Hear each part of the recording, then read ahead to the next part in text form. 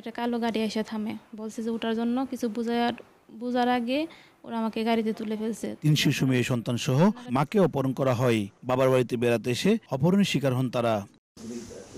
পরে পরিবার থানায় অভিযোগ করলে অভিযানের নামে আইনশৃঙ্খলা বাহিনী তথ্য প্রযুক্তি সহায়তায় সন্ধান মেলে বগুড়া সদরে। সেখানে পুলিশ গিয়ে ভাড়া বাড়ি থেকে 3 সন্তান সহ গৃহবধূকে উদ্ধার করে। উদ্ধার হওয়া গৃহবধূর দাবি, অপরিচিত মেহেদী হাসান সহ 2 ব্যক্তি তাকে ও তার সন্তানদের অচেতন করে অপহরণ করে। এই ঘটনায় জড়িত মেহেদীকে গ্রেপ্তার করা হয়। ওরা আমাকে গাড়িতে তুলে ফেলছে। তোলার পরে আমি কান্নাকাটি করতেছি যে কে আপনাদেরকে আমি চিনি না। 2 জন লোক ছিল।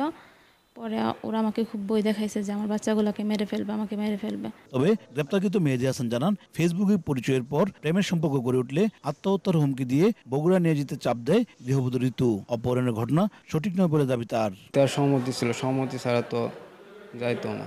আমি ওকে অনেক বোঝাইছি, তারপরেও সে শোনেনি। অনেক ভয় দেখাতো আমাকে যে না আসলে আত্মহত্যা করবে। নগদে 500 টাকা বা তার বেশি পেমেন্টে পেতে পারেন ঢাকায় জমিসহ 20 কোটি টাকার পুরস্কার।